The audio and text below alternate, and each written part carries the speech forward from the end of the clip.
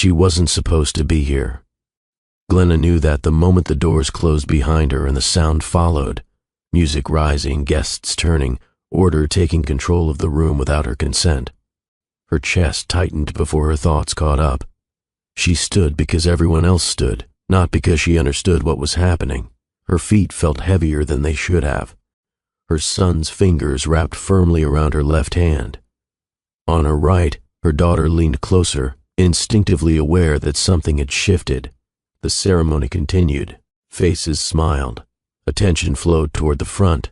Glenna remained present in body only. Manuel Reichert stood at the altar, composed, polished, expected to be joyful. He hadn't noticed her yet. That almost made it worse. The world narrowed. Sounds dulled. Motion lost its urgency.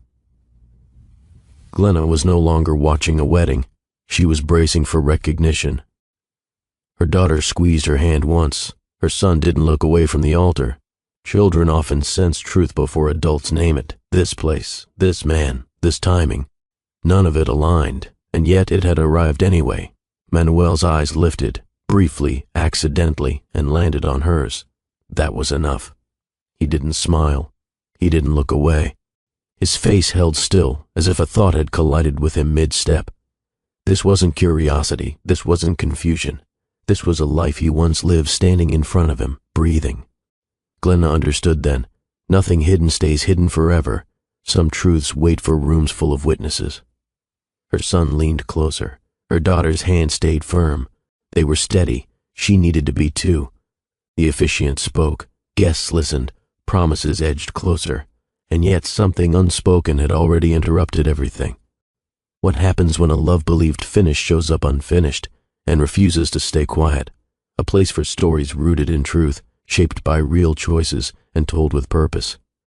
If that's the kind of story you value, consider subscribing and walk with us through this one. Because before this ceremony ends, before a single vow is completed, honesty will claim the room. And no one will leave unchanged. Glenna Walsh had learned early that being noticed was not the same as being valued. So she chose the second and stopped chasing the first. She was the kind of woman people spoke over without realizing it, not because she lacked substance, but because she didn't compete for space. She listened when others rushed to be heard. She waited. She observed. She remembered details most people missed. And somehow, life kept moving forward under her feet without ever pausing to acknowledge how much weight she carried quietly. She built her life without spectacle. No dramatic reinventions, no public declarations, just steady choices made day after day, rooted in responsibility and care. Work came first because it had to. Stability mattered, not luxury, not recognition.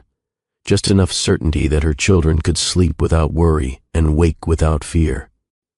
She was dependable in ways people rarely applauded, showing up early, finishing what others abandoned, holding things together when no one thought about what kept them intact.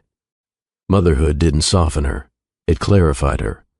Raising a son and a daughter meant balance was non-negotiable. One watched the world carefully before speaking. The other spoke freely but felt deeply. Glenna didn't try to shape them into versions she preferred. She paid attention instead, allowing who they were to form naturally while making sure they felt safe enough to become themselves. She taught them consistency before confidence, truth before comfort, and that dignity didn't need an audience. There were moments, quiet ones, when exhaustion rose heavy in her chest. Nights when silence lingered longer than she wanted it to. But she didn't frame her life as sacrifice. She framed it as choice, and choices, she believed, were only regrettable when made against one's values. People assumed she was simple. They were wrong. She understood complexity. She just didn't dramatize it. Love to her wasn't urgency. It wasn't noise. It wasn't promises spoken for effect. Love was follow-through. It was accountability when no one was watching, and it was knowing when to speak and when not to. That understanding shaped everything she did, including how she carried a past that never asked to be forgotten. Because long before the invitation arrived, long before the wedding seats and formal music, Glenna had already learned how easy it was for the world to overlook a woman who refused to announce her strength, and how dangerous that mistake could be. Manuel Reichert did not have to introduce himself. The world did that for him. His name carried weight before he entered a room. People straightened when he spoke. Meetings shifted direction with a single glance from him.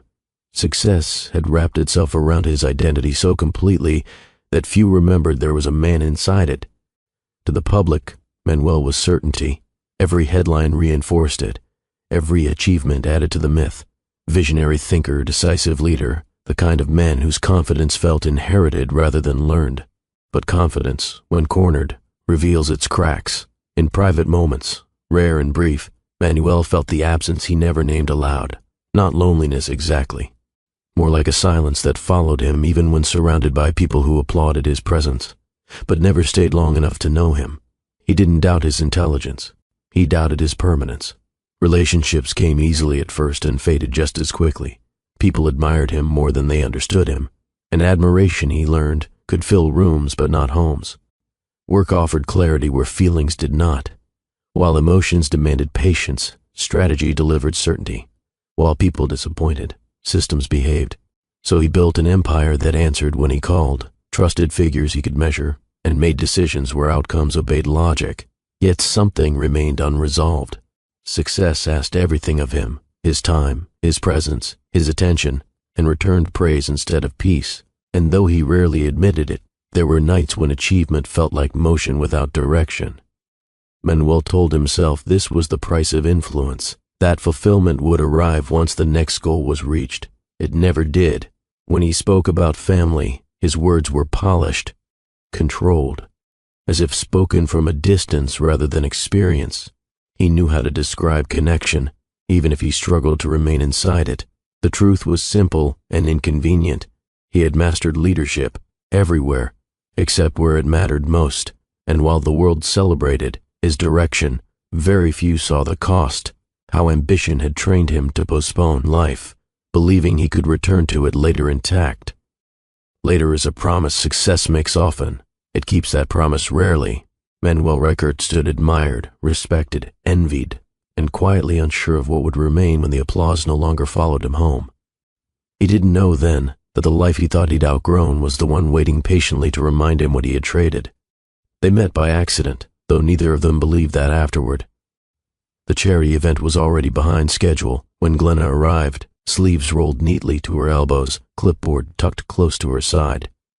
She moved through the room with quiet efficiency, correcting problems before anyone raised their voice, redirecting confusion before it grew teeth. Manuel had attended hundreds of events like this. He usually blended into the background until someone needed him to stand in the foreground. That night, he was watching without intention, half listening, waiting for obligation to be fulfilled.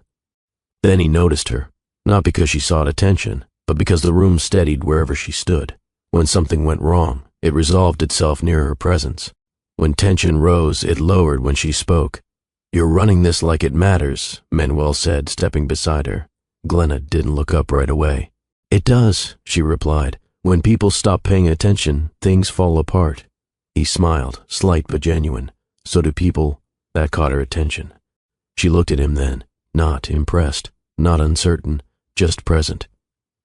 She didn't rush to fill the pause either. That, more than anything, stayed with him. They spoke briefly, about logistics at first, then less safely. Work led to values. Values drifted into belief. Neither asked what the other did for a living. Neither needed to. Manuel felt it before understanding it. Relief, not excitement. Relief, as if something inside him had been allowed to exhale. Glenna sensed it too, though she wouldn't name it yet. She recognized the expression he wore because she had worn it herself, someone tired of being admired without being known. When they parted that evening, there were no promises, no plans, just an awareness that the conversation had ended too soon. Days later, a message arrived. Simple, direct, coffee, no expectations. Glenna agreed. Neither of them could explain why, but both understood that something ordinary on the surface had already shifted beneath them, and neither had walked away unchanged. What grew between them did not announce itself. There were no dramatic moments, no immediate claims, just consistency. Coffee stretched into dinners. Dinners became walks that lasted longer than planned. Conversations shifted from polite to personal without effort. Manuel noticed the ease first. With Glenna, words didn't need shaping. He didn't feel the pressure to perform clarity or certainty. He could pause, reconsider, admit doubt. She didn't mistake that for weakness. Glenna noticed something else. He listened, not as a habit, but with intention. And when he spoke, he didn't rush to impress. There was carefulness in him, an awareness you recognized from people who had learned to guard their thoughts because they were rarely understood. One evening, standing beneath a quiet stretch of city lights, Manuel said what usually stayed contained. "With everything I've built," he said, his voice steady but unguarded, "I've never felt settled." Glenna didn't respond immediately. "Then you've been collecting success," she replied, "not building a life." That exchange changed the shape of things. From then on, their connection rested on honesty. They spoke about fears without framing them as temporary, about childhood without rewriting it, about ambition without pretending it didn't cost anything. Love arrived without urgency. It didn't demand time. It respected it, and in that restraint, it grew stronger. Glenna didn't admire his status. She questioned his choices. Manuel didn't rescue her. He respected her independence. They learned each other without instruction. Learned where silence meant comfort and where it meant distance. Learned what to touch and what to protect. What bound them wasn't passion. It was recognition. By the time either of them admitted the word love, it no longer needed to be proven. It had already settled into their routines, shaped their expectations, and adjusted their sense of what was possible. They didn't promise permanence. They promised effort. And at the time, that felt like enough. The news arrived quietly. Glenna stood in her kitchen, hands resting on the counter, letting certainty replace hesitation. There was no panic, only the awareness that life had made a decision alongside her. When she told Manuel, he didn't respond right away. His breath caught first. His thoughts followed. "Twins?" he asked after the doctor explained. Glenna nodded. She waited, not for reassurance, but for truth.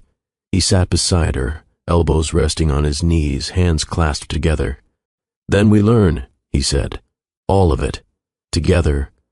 Their son was born minutes before their daughter. One arrived observant and composed. The other arrived certain, already demanding space. They were different immediately, and inseparable just as fast. Manuel adjusted in ways he hadn't expected. He learned rhythms that didn't appear on calendars. Learned patience without negotiation. He watched Glenna navigate nights without complaint and mornings without hesitation. For a while, their life aligned. He carried his children without checking time. She trusted the steadiness he showed at home. They moved as a unit, imperfect, present, intentional. Family, it turned out, did not weaken him.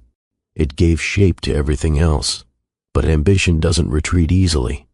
Even as laughter settled into their home, schedules tightened. Calls interrupted dinner.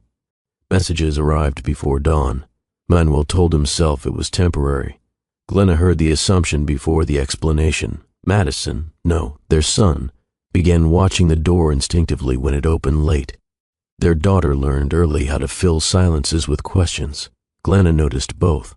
One evening, as Manuel closed his laptop, she spoke without accusation. "They don't need excellence," she said. "They need you." He rubbed his face, tired. "I'm doing this for them." She met his eyes. "No," she said calmly. "You're doing it instead of them." The word stayed after the conversation ended, and something that once felt balanced began shifting its weight. Distance did not arrive suddenly. It accumulated. At first, it showed up as small substitutions. An assistant sent instead of a call, a message instead of a conversation, a promise made to be honored later. Manuel still believed he was present because he remained reachable. Glenna knew better. Their son began to ask questions that didn't expect answers. Their daughter started narrating moments aloud, as if trying to keep them from slipping past unnoticed. Both adjusted without complaint. That worried Glenna more than resistance would have. Manuel's days expanded, his nights shortened. Even at home, his attention remained divided, his thoughts still crossing meetings long completed.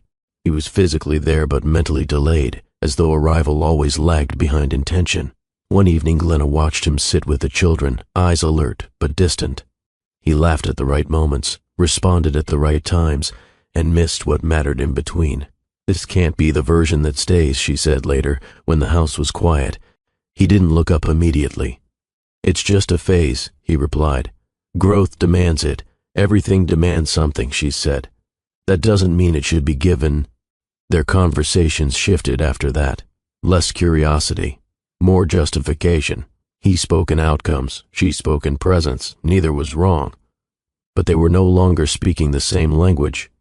Manuel believed sacrifice was noble when framed as responsibility. Glenna saw how often responsibility blurred into avoidance. The children felt the change before either parent admitted it. Their son grew observant, measuring tone and timing. Their daughter compensated, trying to hold attention through energy instead of need. Glenna began carrying more alone, not out of resentment but necessity. She adjusted routines, filled gaps, protected consistency. Manuel noticed, but not fully. He assumed devotion could compensate for absence, that intention could stand in for attention, that love remained singular, untouched, even when spread thin. It was Glenna who finally said what neither of them could keep deferring. "This isn't about ambition," she told him quietly. "It's about what we're teaching them to expect."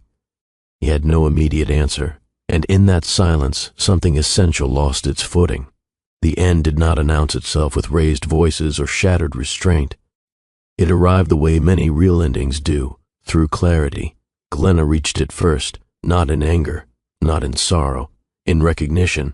There came a week when Manuel was home every night and still absent from every moment that mattered.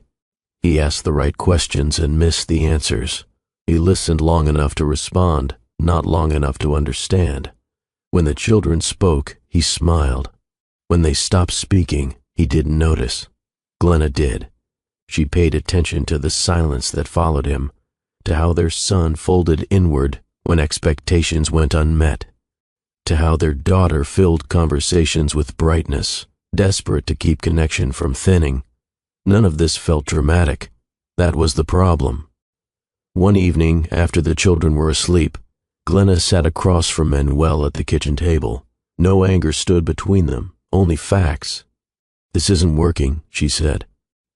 He looked up, startled more by the calm than the statement itself. "It can," he replied quickly. "We just need to realign." She shook her head once. "We've been realigning for years."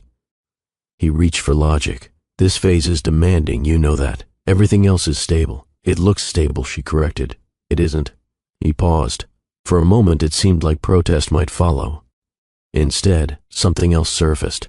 "So this is it?" he asked. "We decide love wasn't enough." Glenna didn't answer immediately. "Love isn't what failed," she said. "Priorities did." The words unsettled him because they didn't accuse. They didn't spare either. He began listing solutions, adjusted schedules, new boundaries, future availability promised with confidence. Each suggestion sounded correct in theory. None addressed the present.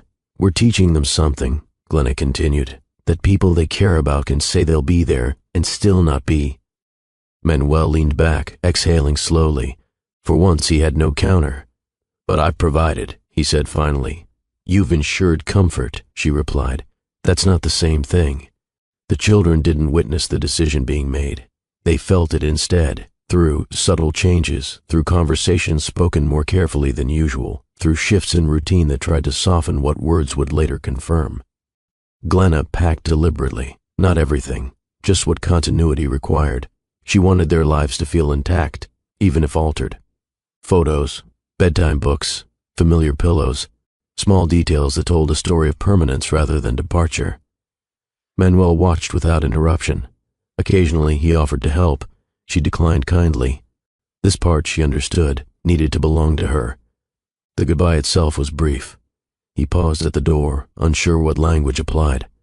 Apology felt incomplete. Assurance felt dishonest. "If something changes," he said slowly, "would you consider—" She met his expression without tension. "If something changes," she replied, "we'll know it didn't happen by accident." That was when it settled for him, not as loss, but as consequence. The children asked questions once. Glenna answered honestly and sparingly. She didn't assign blame. She framed reality. "Your father loves you," she said, "and he's learning things a long way." Their son accepted this with measured understanding. Their daughter pressed her lips together, processing what adults often take longer to admit, that love could exist alongside distance. Manuel remained present in their lives, financially consistent, logistically reliable. He attended what he could and replaced what he missed. He believed these efforts mattered. They did, but not in the way he hoped. Glenna's life adjusted quickly. Responsibility sharpened instead of breaking her. Without negotiating expectations, she built structure around what she knew how to sustain. And something unexpected happened.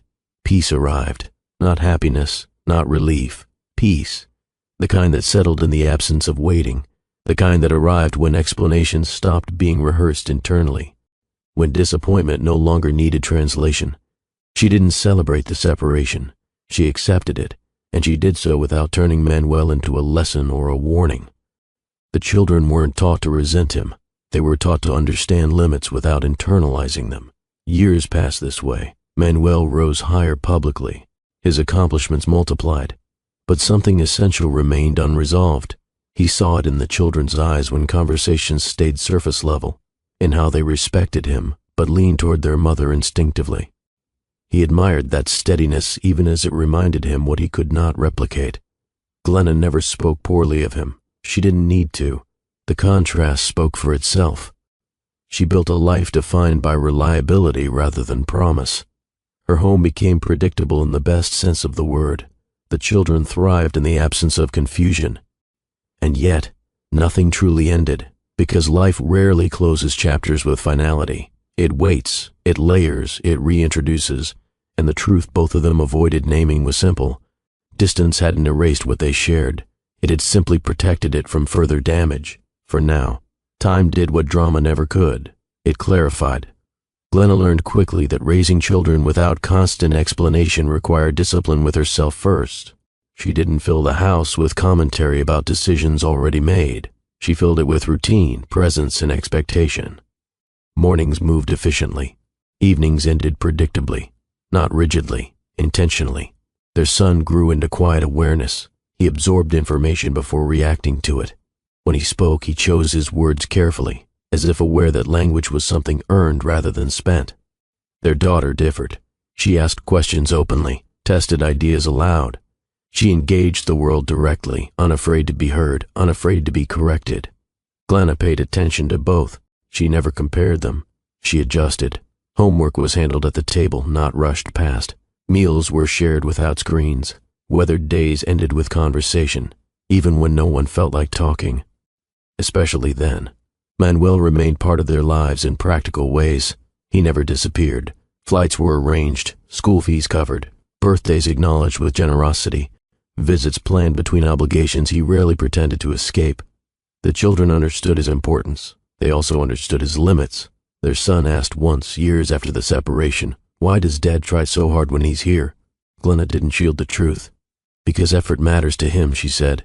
"Consistency is what matters to us." Her daughter noticed patterns sooner. "He's always busy even when he's not working," she observed. Glenna smiled softly at the accuracy.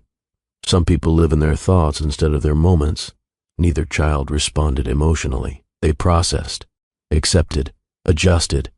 That was Glenna's quiet success. She didn't raise children who demanded what couldn't be given. She raised children who understood what to value. At work, Glenna advanced steadily, not because she asserted dominance, but because she delivered reliability. When others spoke confidently, she spoke clearly. When others rushed, she verified. Her reputation grew shape rather than volume. People trusted her judgment even if they overlooked her presence initially. Once they noticed, it was difficult to dismiss. She lived carefully, not cautiously. Then the invitation arrived. Manuel Reichert's second wedding ceremony. The weight of it surprised her. She did not feel jealousy. That emotion had already run its course years earlier. What unsettled her was recognition, how unfinished things could resurface without invitation. She sat with the envelope longer than necessary. The children watched her without asking questions. Her daughter broke the silence first. "Are we going?" Glenna nodded. "If you want to." Her son hesitated. "Will it be strange?" "Yes," Glenna said honestly, "but strange doesn't always mean wrong." Neither child resisted. In the weeks leading up to the ceremony, something shifted subtly. Conversations became more reflective, not anxious, aware. Manuel reached out more than usual, asked how they were, asked what they needed. His tone stayed respectful, controlled, almost careful. One evening he asked to meet privately. They chose neutrality, a public place with enough quiet to speak freely. He looked older, not visibly, but in the way people do once they stop running from mistruths. "I wanted to see you," he said, "before everything changes." Glenna listened. She always had. They spoke about the children first, their growth, their differences, their strength. Glenna noticed the pride in his voice tempered by something else, regret unspoken but exact. "I never stopped thinking about who we were," he admitted finally, "or who we might have been if I'd made different choices sooner." Glenna didn't answer immediately. "Sometimes," she said carefully, "love doesn't disappear. It just waits for honesty. That was the night that passed, reclaimed its authority, not loudly, not recklessly, but decisively. What followed wasn't impulsive. It wasn't framed by fantasy or escape. It happened because truth, once acknowledged, demands responsibility." When Glenna later realized she was pregnant, clarity arrived before emotion. She counted weeks carefully, considered implications.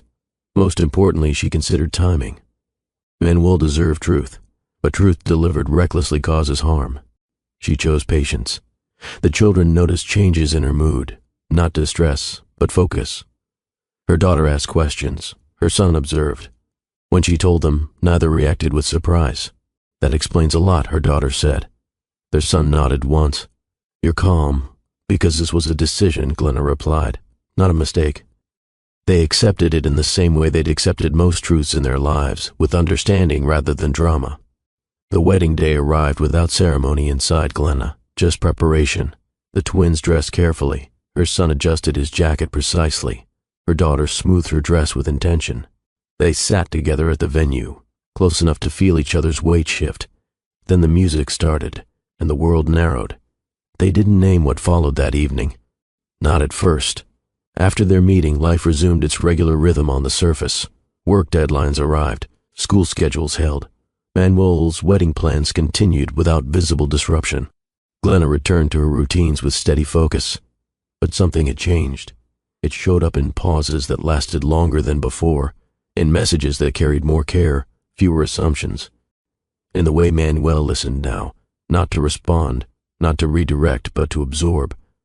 He thought about Glenna often, not nostalgically, honestly. He replayed past conversations without trying to improve them. He let his own words sit as they had landed. He recognized what he had dismissed as temporary, what he had postponed without awareness. It became clear that nothing meaningful between them had ended because it faded. It had ended because it was crowded out. That distinction began to matter. Glenna felt it too, but differently. She wasn't waiting for something to return. She was watching to see if it had ever truly left. Memory didn't rush her. Emotion didn't overwhelm. This wasn't longing, it was recognition. They spoke again, briefly, then longer, sometimes about the children, sometimes about nothing that needed conclusion. The ease between them remained intact. It was not the ease of novelty, it was familiarity that had never turned careless. One evening, Manuel asked a question he hadn't asked before. "Did you ever regret leaving?" Glenna didn't answer immediately. "Regret isn't the right word," she said. "I understood the cost of staying." He nodded, not defensively, not with argument. He absorbed it. "I thought love would wait for me," he said quietly. "I didn't realize it required participation." That honesty mattered more to Glenna than apology ever could. They didn't speak about the pregnancy, not because it hovered unspoken between them, but because Glenna had already decided when truth would be placed. She was deliberate with life-altering facts. Manuel, for his part, sensed restraint but didn't push against it. He had learned, finally, that urgency without permission was intrusion. As the wedding approached, the contrast sharpened. Manuel's fiancée was gracious, composed, admired by those around her. Everything about the arrangement seemed correct, efficient, designed to function rather than deepen. And that realization unsettled him. He wasn't unhappy, but he was disconnected. And for the first time, that difference registered clearly. Glenna noticed it too, though she refused to claim responsibility for his awareness. She didn't interpret his discomfort as invitation. She didn't reframe it as opportunity. If anything, it reinforced how careful truth needed to be handled. They met once more before the ceremony, not privately this time, public enough to prevent misinterpretation, quiet enough to speak fully. Manuel arrived first. When Glenna joined him, there was no confusion in his expression, only familiarity. "I don't expect anything," he said early in the conversation. "I just needed to say this without noise." She listened. "I let success become permission," he continued, "to delay life, to simplify people, to trust that feelings could be stored until convenient." He paused, weighing his next words. "You didn't disappear because love failed," he said. "You left because I treated it like an option." Glenna met his gaze. Calm, steady. "Real love isn't fragile," she replied, "but it requires alignment. Without it, it teaches through distance." Neither spoke for a moment. Whatever existed between them was not rekindling. It was clarity. That clarity carried weight. In the days that followed, Glenna paid closer attention to her own condition. Not from concern, she felt well, but from responsibility. Timing mattered more than comfort now. Her children noticed her focus shift. Her daughter raised the subject directly. "When were you going to tell him?" "When it mattered," Glenna answered. Her son considered that. "Does it always matter?" "Yes," Glenna said, "but it doesn't always belong to everyone at the same time." Neither child questioned that logic. They trusted her judgment because she had never delivered truth carelessly. The wedding day arrived without lightning or dread. Glenna prepared in silence, not solemn, prepared. The children dressed with intention, understanding they were entering a space charged with significance, not spectacle. Manuel stood at the altar, aware of the weight pressing beneath ceremony. He had rehearsed the words required of him, but his thoughts strayed beyond them. Not forward, backward, not with yearning. Assessment. What had stayed, what had changed, what still demanded accountability. When Glenna entered the room, her presence registered immediately, even to herself. Not because of attention, but because alignment had pulled her into full awareness. Her son adjusted his stance beside her. Her daughter watched the altar steadily. Then Manuel looked up. The recognition was immediate, muted, but exact. It was not surprise that crossed his face. It was understanding, a knowing that arrived fully formed, without explanation. Nothing needed to be said yet, but everything had already been set in motion. Glenna knew before the confirmation strip dried, not because she expected it, but because her body had already made space for certainty. She didn't sit down right away. She stood at the bathroom sink, hands resting lightly on the edge, breathing steady. There was no shock, no rush of emotion, just quiet acknowledgement that life had changed shape again. She checked the date, then the calendar, then her memory. The timeline was precise. There was no ambiguity, no confusion, no room for doubt. That mattered to her. When people thought of secrets, they imagined fear or avoidance. Glenna felt neither. What she carried wasn't hidden. It was waiting. Waiting for the moment when truth could be placed without causing unnecessary harm. She had learned that honesty, like responsibility, required judgment. She didn't tell Manuel immediately, not because she doubted his right to know, but because she respected the gravity of the moment. He was standing at the edge of a commitment that involved others. A truth this large could not be delivered as an eruption. It needed context and accountability.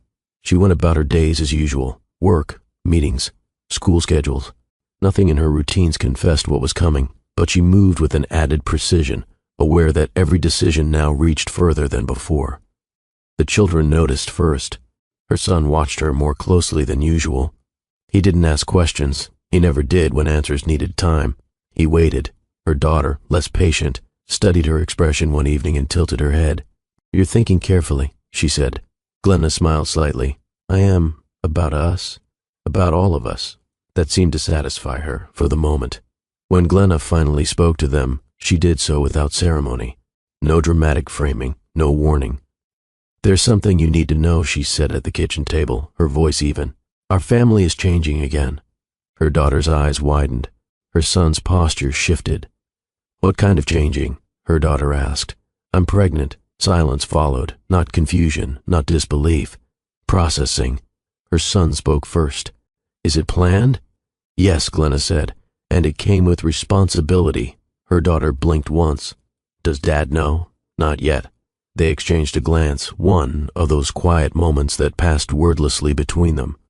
"When will you tell him?" her daughter asked. "When I can do it without damaging someone else's life unnecessarily," Glenna replied.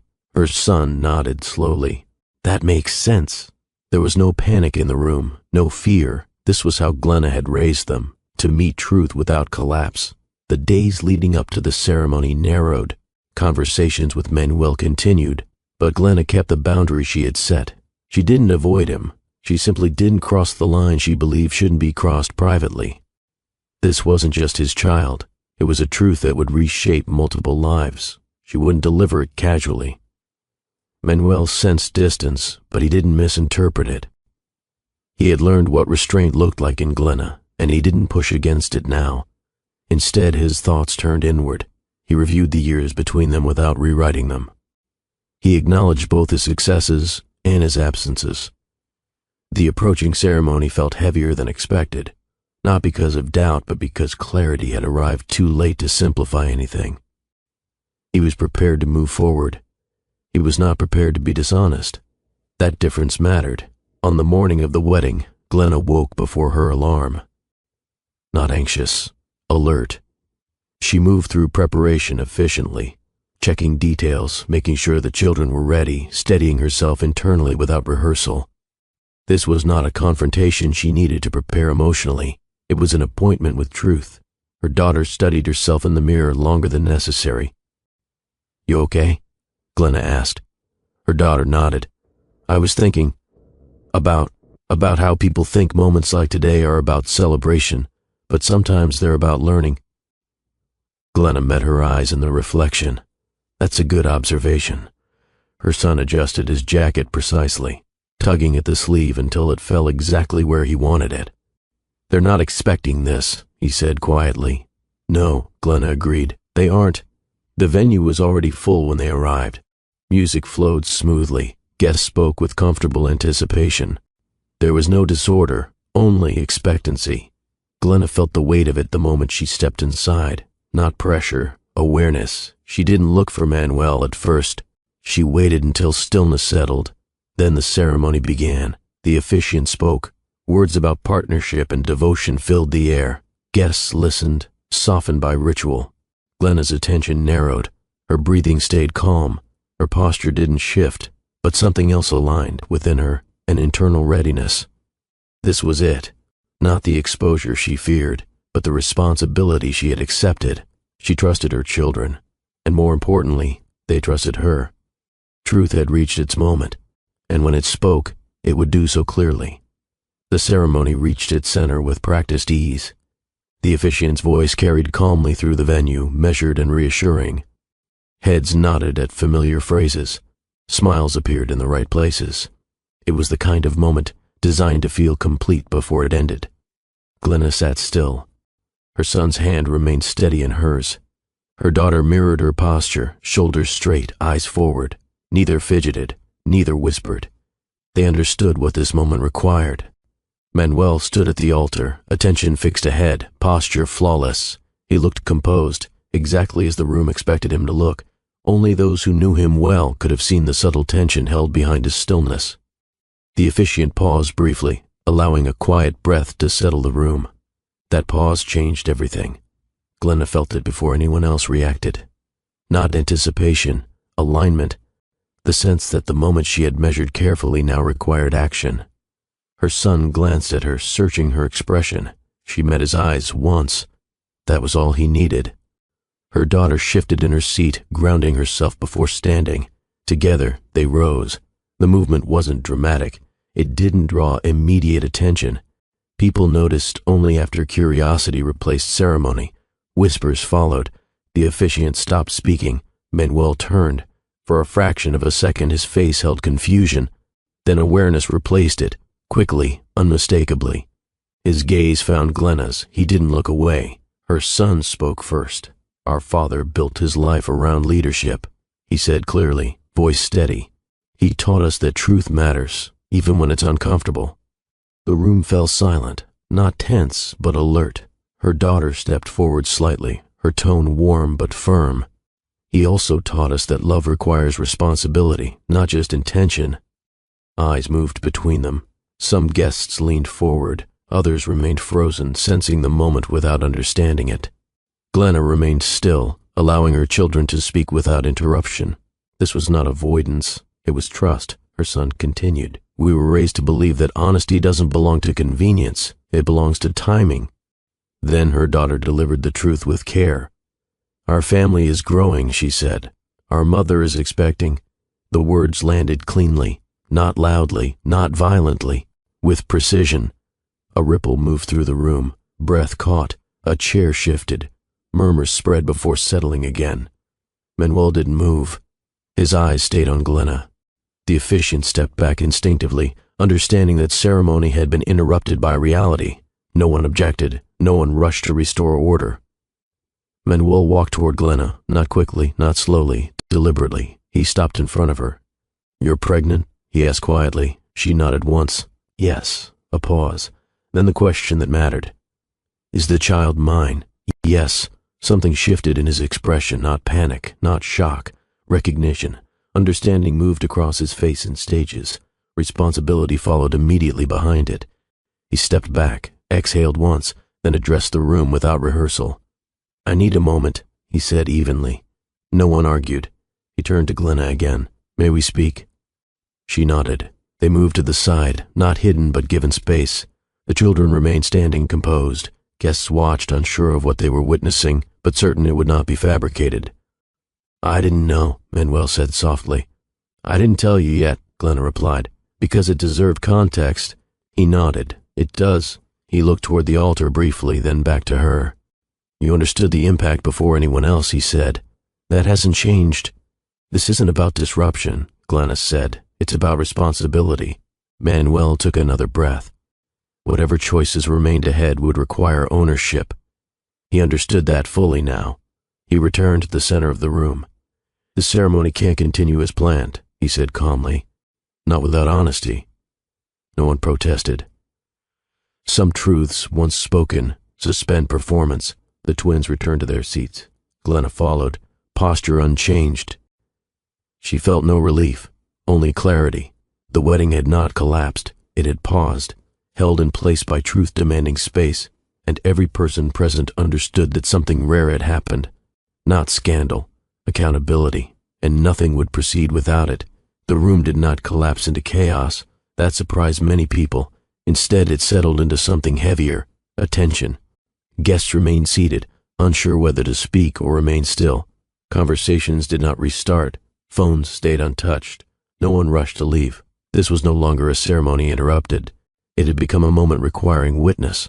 Manuel stood apart from the altar now, without the formal distance of the setting. He looked less like a figure and more like a man asked to answer something immediately and fully.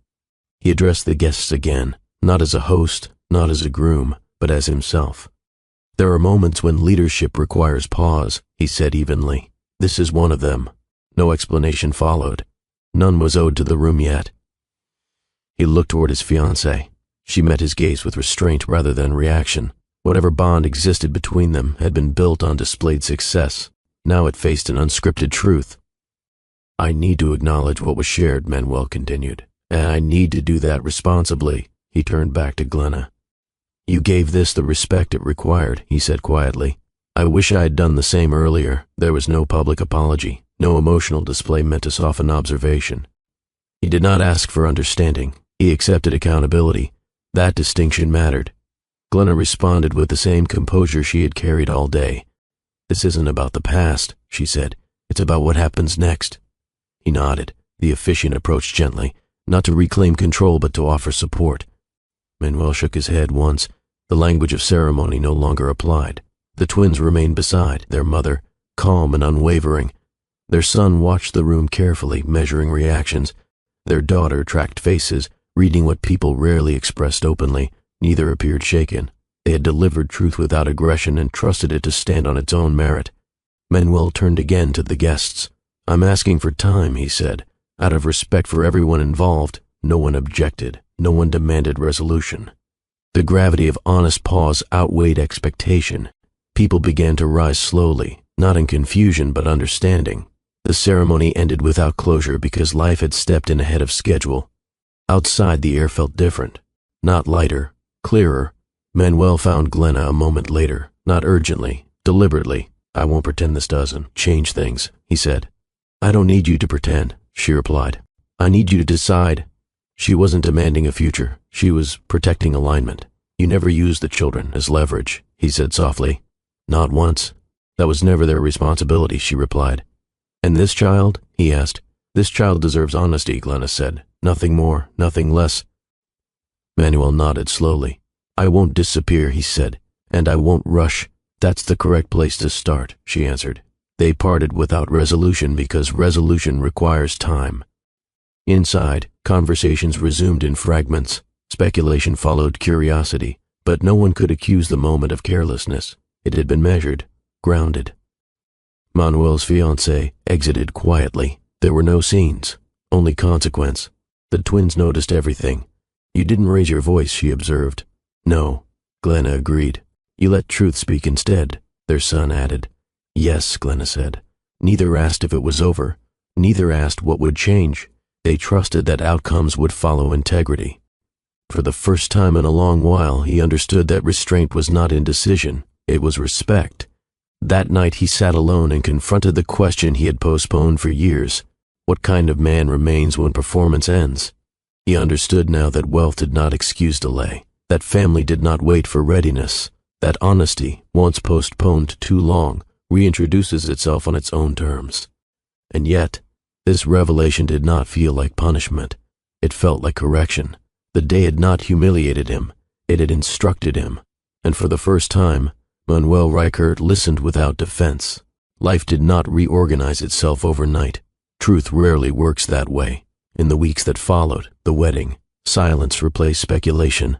Public interest dulled quickly. Attention always moves on, but privately, things shifted with intention. Decisions were made carefully, away from microphones and crowded rooms. Glenna returned to her routines.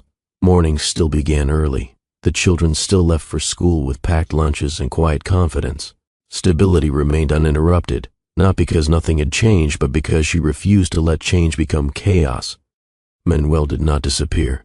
He called when he said he would. He asked questions and waited for answers. He didn't make promises he wasn't prepared to keep. For the first time, his presence didn't arrive with conditions attached. That alone marked the difference. Their son noticed it first. He sounds different, he observed one evening after a phone call had ended. How so? Glenna asked. He listens until the end. She smiled slightly. That's new. Their daughter noticed something else. He's not explaining himself as much, she said. He's just being clear. That takes effort, Glenna replied. Manuel approached the future without assumptions. He asked what participation looked like instead of designing it himself. He understood that accountability didn't begin with apology. It began with consistency. There were conversations that needed space, legal ones, personal ones, conversations that respected more than one life at once. They didn't rush them. There was no storybook reunion, no dramatic reconciliation shaped for approval. What formed instead was alignment. Manuel accepted responsibility fully, not loudly, not performatively. He acknowledged the child she was carrying without reframing the narrative. He asked Glenna how she wished to proceed, and when she answered, he supported the plan as it was, not as he might have preferred. That mattered more than words ever could. The twins adjusted without difficulty. They were not confused. They had been raised on honesty, not illusion. Their son asked one final question one afternoon as Glenna prepared dinner. Do people ever get things right the first time? She paused. Sometimes, she said, but they don't learn as much when they do. Their daughter nodded, satisfied. I think learning lasts longer anyway. That felt true. Months passed. Glenna grew visibly tired before she grew visibly round. The change was gradual, natural, unhidden. She did not protect it from sight, the same way she had not protected truth from timing. Manuel attended appointments when invited. He didn't assume entitlement. He earned trust without requesting reassurance. When he spoke about the future, he framed it around presence, not control. He learned. That was the lesson. Not redemption, not reclamation, learning. Glenna never framed herself as strong publicly. She didn't need to. Strength had revealed itself through choice, patience, and clarity. She had never sought to disrupt a life. She had sought alignment with truth. And the difference between those two intentions reshaped everything. Life, in return, did not reward her with ease. It rewarded her with integrity. The baby arrived quietly, without attention. A healthy cry filled the room. Glenna held her child without spectacle, grounded in gratitude rather than relief. Manuel stood nearby, not hovering, not absent, present in a way that felt earned. The twins stood together at the foot of the bed. "She looks calm," their daughter said. "She looks brave," their son added. Glenna smiled. She's surrounded by honesty. That was the inheritance she wanted to pass on. Their family did not resemble convention. It resembled accountability. And that proved to be more durable. Years later, people would recall the wedding not as an interruption, but as a moment when truth was handled with maturity rather than force, not as drama, but as clarity delivered without cruelty. Glenna Walsh was not remembered for the timing of her truth. She was remembered for her restraint long before it, for teaching her children that silence is not weakness, that timing is not deception, and that grace does not require disappearance. Sometimes love waits because it is unfinished. Sometimes it returns because it was never discarded. And sometimes the most powerful choice a person makes is refusing to lie, out loud or quietly, to preserve comfort. Life does not reward perfection. It responds to honesty. And when truth is spoken with care, it does not destroy futures. It reshapes them. If this story made you reflect on truth, timing, or the choices we make for the people we love, share your thoughts in the comments. And if you value stories like this, subscribe